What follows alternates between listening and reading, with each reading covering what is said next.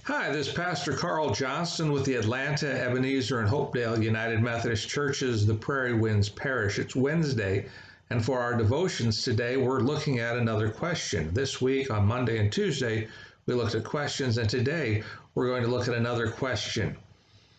Question today is, Pastor, could you explain the rapture?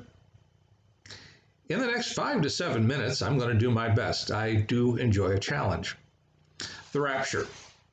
The rapture is the idea that at the end of the age, that when Christ comes, that there will be those who are righteous who will be taken into heaven and others will be left behind. That's the current belief understanding. Now, there are some people who believe that the rapture will come and all these people will be taken up into heaven before the Great Tribulation period will happen. There are others who believe that will happen in the middle of the tribulation period. There are those who believe it will happen after the tribulation period. And there are others who think that is maybe not the only way to think about rapture, or maybe that's not even a right way to think about it at all. So, let me give you a little something more to think about. Certainly there have been stories and movies about the Left Behind series that are very popular, and they're great works of fiction.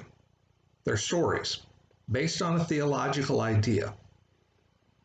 However, the end of the world, the eschatological events are sometimes a little tricky. It is interesting that nowhere in church history do we have anybody who begins to talk about the rapture as it's currently understood the way I just explained it until about 1830. So if you go back and you go to Google or any other source you want to go to and say, what did St. Augustine think about the rapture? What did John Wesley say about the rapture? What did Martin Luther say about the rapture? Pick any historical Christian character you like prior to 1830, and you'll be sadly disappointed. But feel free to do the research. Many people, for the first 1800 years of Christianity, had no idea or knowledge about the idea or the teaching of the rapture. Take a look at the words of Jesus. Now, this is a passage that we look at on the first Sunday of Advent. Advent, that Christmas season, when we start talking about the first coming of Christ, when he was a baby in Bethlehem. On that first Sunday, we talk about the second coming of Christ. I like to refer to it as the end of the world Sunday.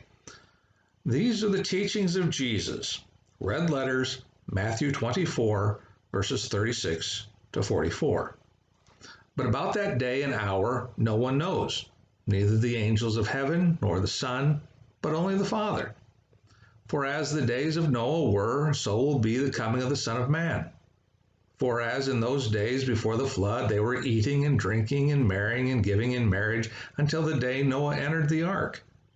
And they knew nothing until the flood came and swept them all away. So too will be the coming of the Son of Man. Then 2 will be in the field. 1 will be taken, the other left. 2 women will be grinding meal together. 1 will be taken, and 1 will be left. Keep awake, therefore, for you do not know what day your Lord is coming. But understand this, if the owner of the house had known in what part of the night the thief was coming, he would have stayed awake and would not have let his house been broken into.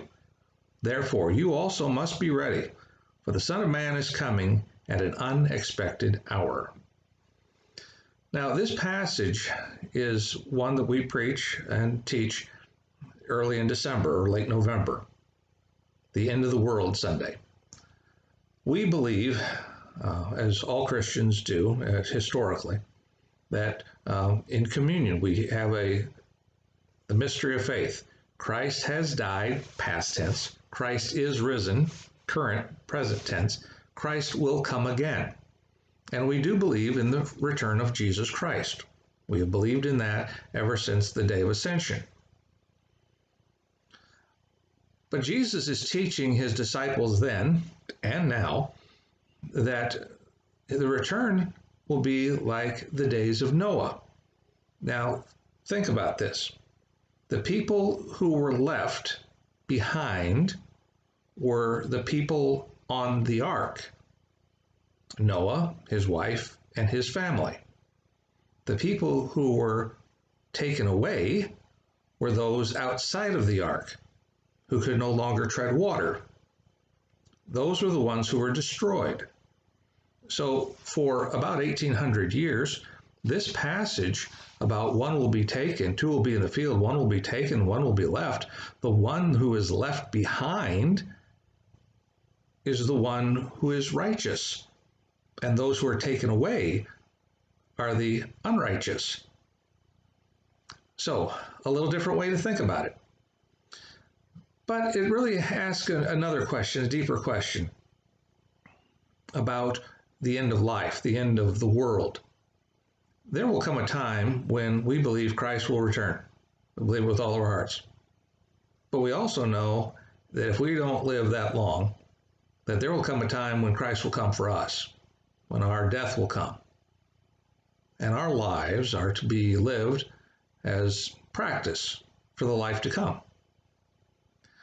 So instead of getting terribly upset or concerned about what day, what hour, who's going to be left, who's going to be remaining, the most important thing for us is to remain ready, to live our lives every single day as though it was our last.